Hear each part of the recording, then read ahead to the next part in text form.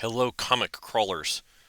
This is Ed Sanik. I wanted to give you guys a little bit of introduction into the character building process of Comic Crawl Classics. To do that, I'm going to be using one of these sample characters that's in the back of the book. The hero name is Zephyr, and I'm going to go through the process of building the character. So the first thing, of course, is the occupation. There's a table for this near the beginning of the book. You roll and select the get the occupation that way, and that will have a bearing upon your wealth score. We don't in the game necessarily advocate having to keep track of actual money. Instead, in order to make purchases, you roll against a purchase DC using your wealth score modifier. Your wealth is an ability score just like your standard ability scores. And so the occupation that you get modifies your 3d6 roll for wealth. So you'll roll your ability scores.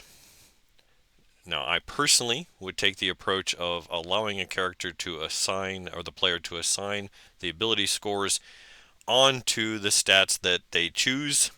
If you want to be more hardcore, you could make them roll in order.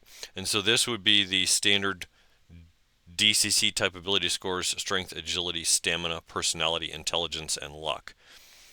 You roll 3d6 for each of those. GM's discretion whether you have to do them in order or get to assign them where you want based on the nature and flavor of the character. Once you've got your ability scores, you assign the modifiers. That's all standard. Hit points. First level character has, or a zero level character has D4 hit points. So a first level character has D4 plus D8, and then each level you gain D8. There aren't specific classes, so everybody's got D8 hit dice per level. Mind points, which is your resistance against mental attacks, works the same way. You at first level, you've got D4 plus D8. Hit points are adjusted by stamina. Mind points are adjusted by personality. Action dice, of course, everybody starts off with action die of simply 1d20. Action bonus die. This is a die that will be added to most of the activities that you do instead of a static modifier, so it works similar to the warrior's attack roll in DCC. To start off with, your action bonus die is D3. To start off with, your fumble die is D16. So, once you've done these, you've got your saving throws. There is on the character level list, there is a poor, fair, and good saving throw, or poor, medium, and good saving throws. You will assign one of those types. Each of those types will get assigned to one of your saving throws. The player decides which one of the three they want to put their good save on, which one they want to put their medium save on, which one they want to put their poor save on. Again, this will probably be related to the flavor of the character. Once you've assigned saving throws, your starting fame is of course 0 because no one knows who you are yet. And then you've got weaknesses. Now, the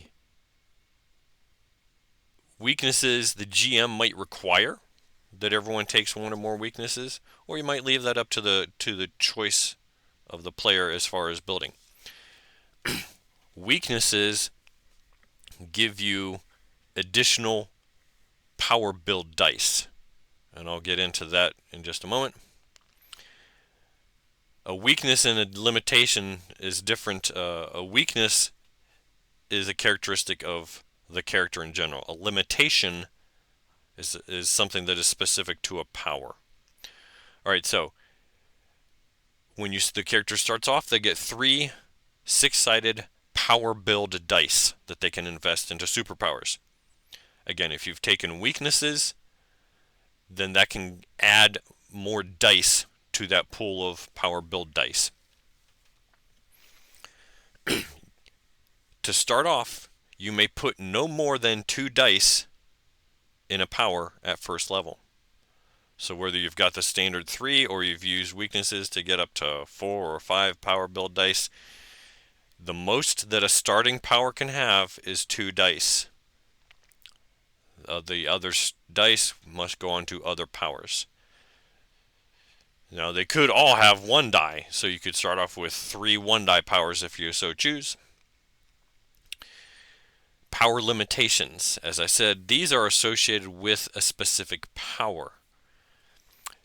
And by default, I've said in the book that a character, each power has a 25% chance of having a limitation assigned to it. That's what I would consider the standard. If a GM wants to make that higher or lower, then, at their discretion. A limitation, you can either, again, by GM's discretion, you can roll on the list. You can certainly add to the list. It's just an example set of limitations. It might be something that would be appropriate to the character type to have a limitation that's not on the list, and so be it. Those limitations tend to impact when and how you can use the power. Now, it's also possible to have voluntary limitations. So this is in the design of the character, the player decides this power that I've chosen, which is a fairly generic power, I'm going to limit its use just to certain applications. And in doing so, they typically will get some kind of a bonus. For passive powers, maybe they get a +1 or more onto their power score.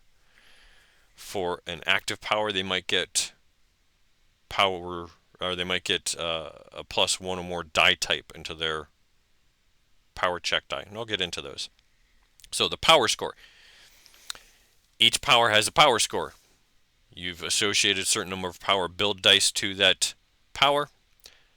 Once you do that, you roll that d6, and that's your power score. Whether it's 1 die or 2 dice. And if it's a passive power, passive powers are powers that either are active all the time, or at least something that its intensity doesn't change from time to time. It always comes at the same level of power and intensity. So, active powers, on the other hand, you are going to make a check roll every time you want to execute that power. So these are similar to the passive and active mutations in Mutant Crow Classics. So for passive powers, you get your power score. You roll 1 or 2 d6. You've got your power score. For a passive power, the first die that you roll gets a +1 automatically, and you add your associated ability mod if there is one that's associated with that power. Now, each of the powers has an ability mod that's declared to it, or may have an ability mod that's declared to it, and this should have some flexibility that's up to the GM. For example, you might say, well, if the character type is a technician, then maybe all of their ability mods are intelligence based, because it depends on how they've managed to put together their high-tech gear. So again, the first die on a passive power gets +1 and plus the ability mod.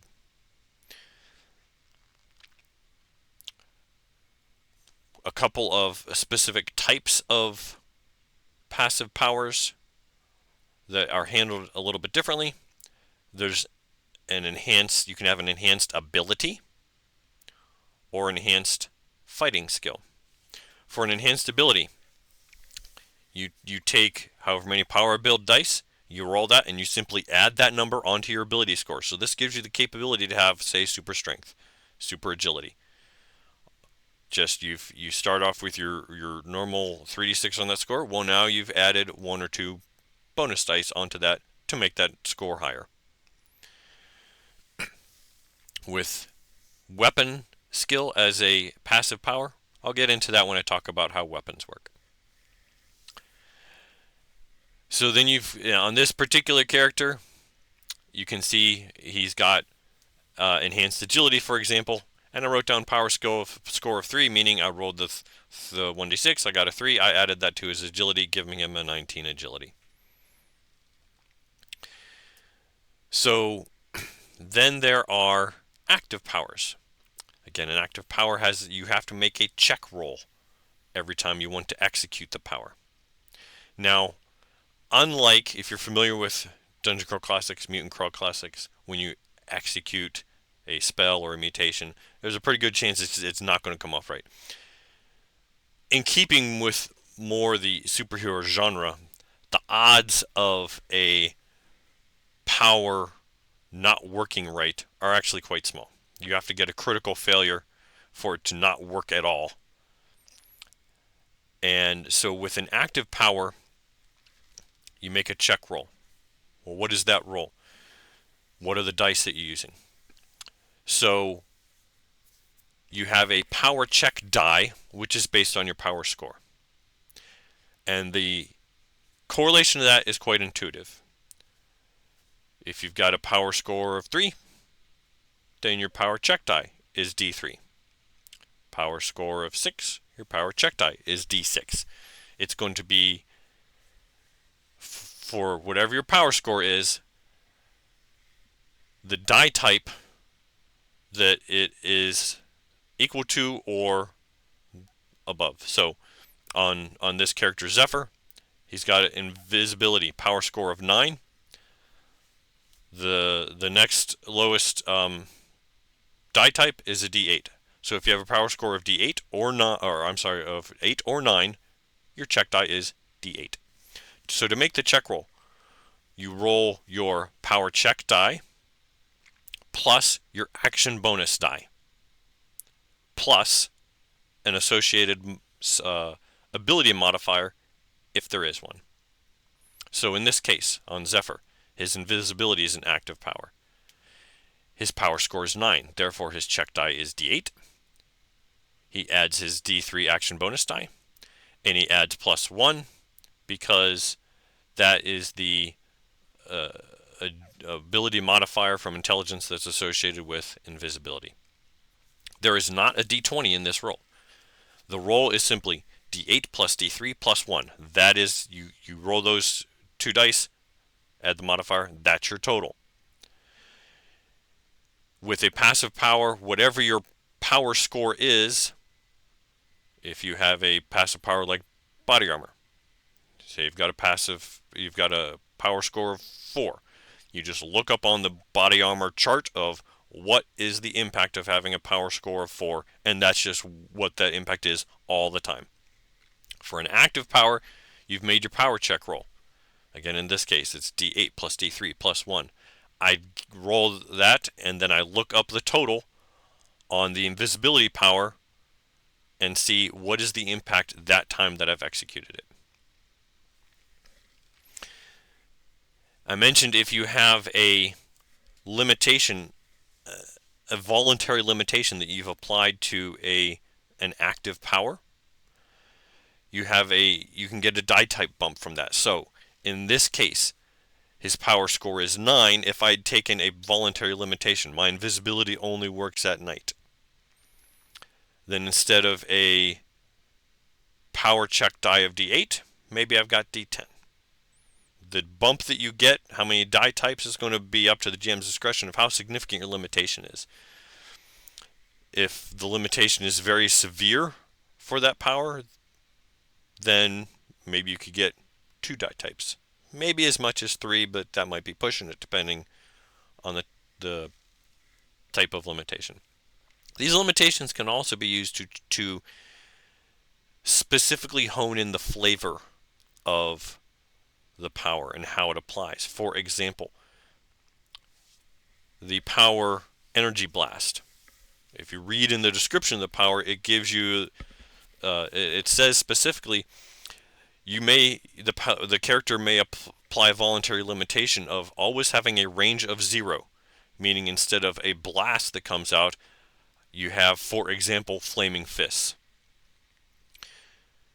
So because you've taken this limitation, you get a +1 die type on your check roll, and it affects the flavor of the character.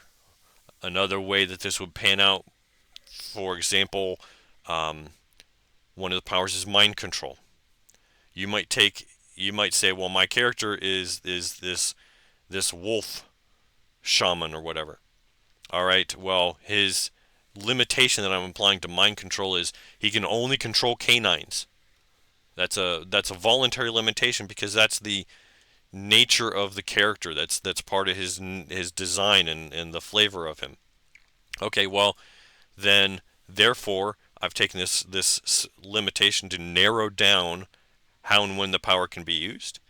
So I get a bonus 1 or 2 die types on my power check die. So, weapons. If you take proficiencies in a weapon type, there's a table in the book that shows weapons by type. For example, all rifles, all pistols, all blunt melee weapons, all edge melee weapons. So if you're attacking with a non-proficient weapon, your attack is d20 plus your ability score. Strength for melee, agility for ranged. If you have taken proficiency in that weapon, at first level, you get 1 proficiency category. If you're proficient in that weapon type, it's d20 plus your action bonus die, plus the associated ability mod. If you have taken proficiency in a type, that also decreases your fumble die by 1 die type. Now, it's also possible to take a quote-unquote superpower of fighting skill. This means that in one particular weapon type, you are particularly skilled at that, and that is your power. So the way that this plays out, and this is described in the book under the under combat, under fighting as a power. Each power build die that you invest into a weapon category, that gives you an additional rank of proficiency, and it gives you a +1 die type on the bonus die that you're rolling, and it takes another die type off of the fumble die, and it lets you add your bonus die to damage as well as to attack, much like a warrior in Dungeon Crawl Classics. And again, much like a warrior in DCC, if you have put at least 1 power build die into a weapon, you can now do mighty deeds with that weapon, which function much like in DCC. Anything above just straight up damage is a mighty deed. And so you get to do this if you have invested superpower build dice in a weapon. So let's take, for example, Zephyr here. He has taken a power, invested 1 power build die in weapon skill, bows. So, normally, the attack with a proficient bow is, at first level, d20 plus d3 plus agility. So d20 plus your action bonus die plus your agility score.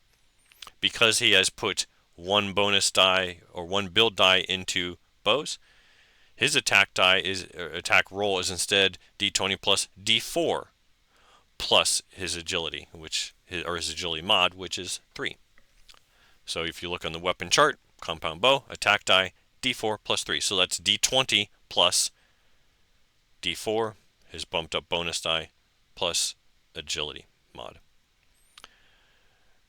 The damage, because he has put a power die onto this, he gets to add his action bonus die onto damage as well. So the damage, which is normally d8, and then he adds d4, again his +1 die type on his bonus die. And he gets +1 because strength modifier, it is a ranged weapon that has an impact from strength. And as you can see, his fumble die, the starting fumble die is D16. Because he's proficient, that takes it to D14. Because he has put a power build die on it, that drops it another die to D12. So that's how fighting as a superpower works. And again, because he has placed at least one power build die into that weapon, he can do mighty deeds with that weapon type. If you have any questions about how any of this plays out, feel free to email me. My address is raorgen@gmail.com. Good day.